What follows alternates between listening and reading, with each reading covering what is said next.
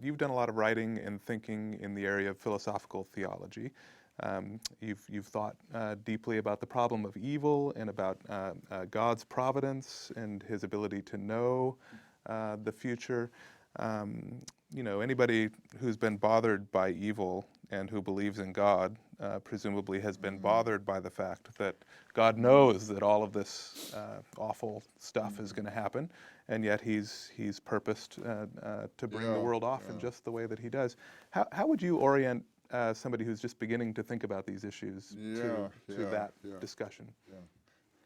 Well, I think one thing that I think is probably important to understand at the beginning is the difference between the philosophical problem of evil and what might be termed the pastoral problem of evil. The pastoral problem of evil is something that hits most of us at one time or another, and some people much harder than others, but when some serious tragedy has happened that affects us personally, some loved person has cancer or has died suddenly, or, all sorts of things can come in here. Then it's the problem for such a person to feel hopefully some sense of comfort, some sense of encouragement, not to feel that they're abandoned by God and so on. And that's a very deeply personal problem. It's a problem that ministers and counselors have to cope with, that hopefully one can ask for the help of the Holy Spirit in one's own life and in other people's life. What philosophy can do at that point is pretty limited. I mean, the person whose child has just died does not want to hear a treatise on the problem of evil, right? And so I think we certainly have to respect that and not go, as philosophers go, charging in at a situation where we may do more harm than good. But there's also the philosophical problem of evil, and that is the intellectual problem of how can we understand the fact that there is so much evil in a world that is created and governed by, we believe, a loving God. And how is it that those people aren't right, and certainly there are many of them, who just quickly dismiss the whole idea that God could be in control of the world on the basis of the world's evil? Do they have cogent, compelling reasons behind their feeling, well, there just can't be this kind of God when there's so much evil in the world? And that, I think, Christian philosophers can address, and we need to address. It takes more than a few minutes, as you know. Yeah. I think one thing that's important here is that we not begin by claiming too much. A famous example of this in history was the philosopher Leibniz, who, as you know, promulgated the idea that this is the best of all possible worlds. God, who is wise and good, has made the world, and He would not have made it less good than it could possibly be. So since God has chosen to make the world like this and not some other way, this must be the best possible world. He was very sincere in this, I'm sure.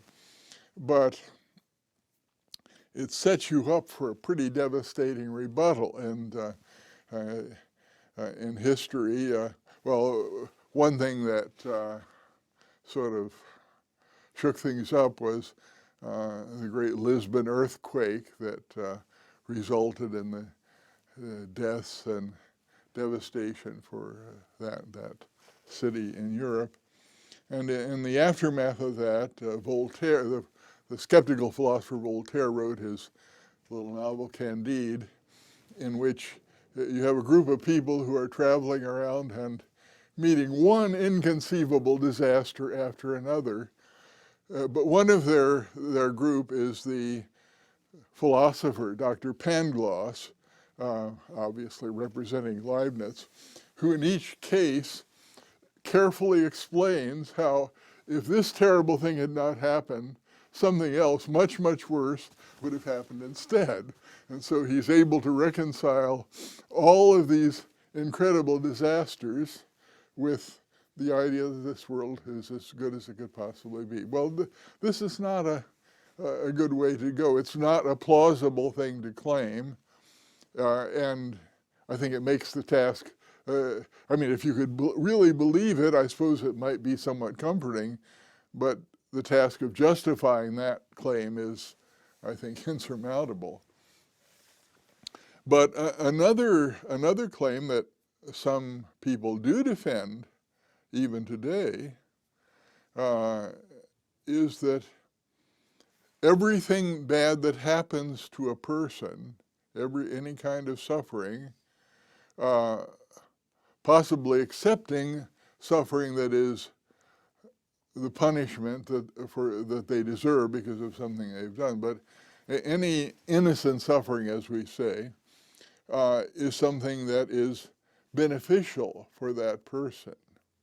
That's not quite as extreme as saying that this is the best possible world that there could possibly be, but it's still pretty tough to defend.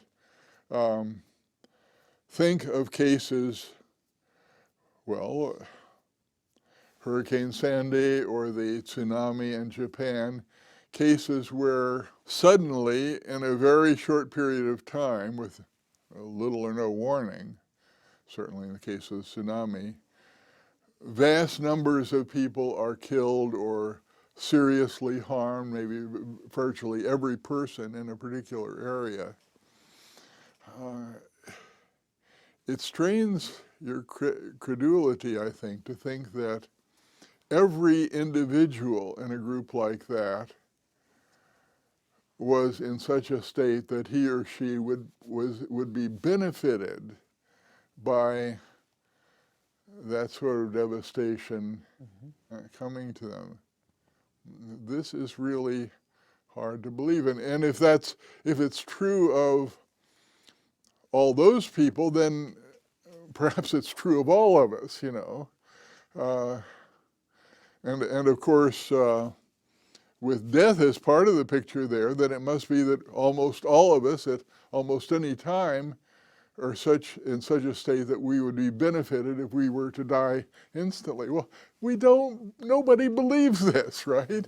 We don't, it's really not, and there are just really too many situations where it seems that people are suffering, and it really does make their life less good. And while, okay, sometimes there may be some hidden reason why it truly ends up being beneficial, it's very hard to believe that this is always the case. So again, and I'm not saying these things to be negative, I'm saying it to make the point that we shouldn't begin in discussing this problem of evil by